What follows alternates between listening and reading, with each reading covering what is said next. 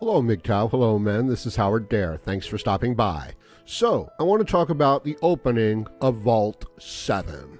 Now, if you're a subscriber to the Howard Dare channel, you got advanced notice of this situation happening and unfolding.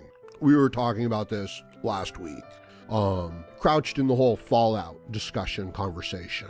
Check out the video. But now we have the documents. Now we know that our government has been spying on us and has the capability to spy on us effortlessly on nearly every aspect of our electronic life, and even has the ability to control many of the devices, cars, televisions, cameras, microphones, without our knowledge. And here's the thing. I think that a lot of people, I don't think this comes as a huge surprise to a lot of people, that our devices have this capability, right? And I'm smiling because a lot of people know that, of course, this is the situation, and it's always been the situation. And there's never been any privacy or protection on this level. Well, your privacy and protection has been that your data is so vast, it's so meaningless, it's lost in such a, large warehouse full of it that we can't sort it out, right? Or they don't want to store it because it's so meaningless. Seriously, imagine keeping and sorting all of the Google searches for all of the people in China, right? And from an electronic point of view, when you realize, well, but of course the data's there, and it's just a question of, are you going to keep it and are you going to bother to sort through it? So, however, it really is, in some ways it is like a William Gibson novel, right? Coming true with all the code and all the malware and all the spyware, right? And I mean, you guys absolutely know that this stuff exists from an advertising point of view, right? That all the bullshit that's been going on your computers and on your online connections for ages has, for the most part, been malware, spyware, viruses, gathering your data of where you're going online and then uploading it in cookies to various advertising sites so that they can then, how do you think that the advertisements that do show up on your screen are related to your, previous website visits? Of course. So a lot of people understand the nature of these things. And we've had the indications throughout all of our news stories, going back for a long time that, we can, of course, tap and follow and track electronic devices. But, I don't want to minimize.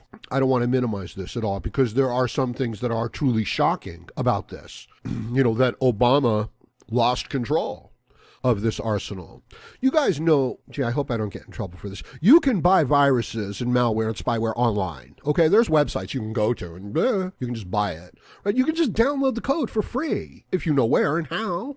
And, it's like, but of course, as a computer analyst, what are you going to do with your free time? You're going to say, hey, let's model our computer programs, or at least, the distribution aspect of them and the data mining aspect of them, on natural biological processes. What an engine, Of course, you're going to do things like that. So as I said, the technical aspect of it should not come as it does not come as any surprise to people who know about these things. It comes to very little surprise to people who are merely involved in these things, right? Even with full-blown encryption, you have no privacy online. Of course not. Not in any, not if, well, I'm no expert, but I suppose you could, well, that might be a topic for another video. Right? You can buy a, wireless device and go to a public hotspot. You know what I mean? No, the shocking parts are the manner and the flippancy with which our intelligence agencies are subverting the Constitution. And if not in, actual letter, the spirit of it, because here's the thing. Yeah, these are great tools. I'm sorry. I know this is like an unusual view, right? Everybody's like, how dare they? And I'm like, well, didn't you know? I mean, of course, you knew. So these are great tools. And of course they exist, right? It's like a cheat code in your game. It's like the console controlling aspect of your game. So we're they have to be built in order to test the whole system, right? So it's there. There's always this security back door to the developers of technology. And any sort of encryption or lock that you as a user think you're putting on the front end of it, it's like, well, yeah, that would be great, except we're working on the back end of it, and not even working on it, they designed it. So, right, even if you could reverse engineer the systems, and many people can and do, the designer of the hardware is still going to have a huge advantage, right, as far as, manipulating it goes and things like that. I mean, it's unimaginable. You know what I mean? It's like, it's not even a comparison. No, the shocking aspect is the impunity and free-handed nature with which our intelligence agencies seem to be able to operate covertly and to their own advantage and against American citizens.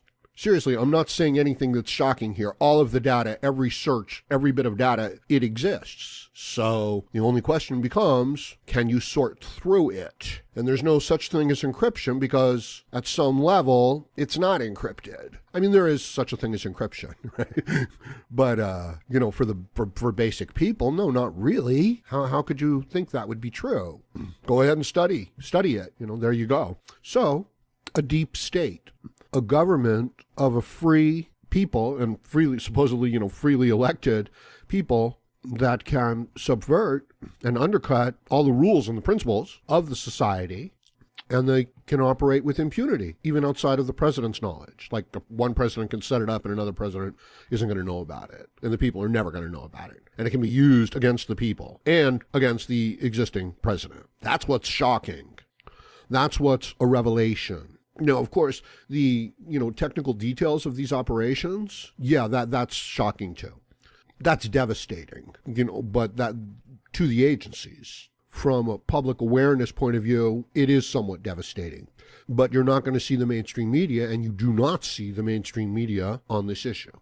They're going to talk about imaginary Russian connections to the Trump campaign, because maybe some of the people in the Trump campaign met with some Russian ambassadors concerning, the situation and the issues going on, since the Obama administration was using the whole thing as a political pawn, for political theater, and still is, it seems. So it seems. So I just wanted to share some of my views, basically on the issue. And I think that the smart thing for Trump to do is to pretty much ignore these things and to stick to the promises that he made in his campaign: tax cuts, building a wall, releasing of regulations on business, helping of veterans, etc., etc., etc. And, let the Democrats and let the deep state and the media connections shoot themselves in the foot, because that's what they're doing. And meanwhile, the president can focus on the people's work. What else can a man do? So I suppose if we could extract some sort of universal message out of this whole situation, right? It's like your enemies are going to do what they're going to do. You can't necessarily stop them, right? But you have to stay focused on what's important for you. So assume that all your data can be read, unless you were to go with, a cache-bot wireless device in an untrackable wireless hotspot. And your protection is that there's no association between you and the device. That's your protection, not that the device isn't going to be tracked. Right? So just a few thoughts on the subject. I'm sure we'll talk about it more in the future. I'm sure there's a lot more to it. Let me know what you think about this in the comments section below. Please like, share, comment, subscribe, donate, and join me again, Howard Dare, as I plan to have more content for you. Thank you, MGTOW.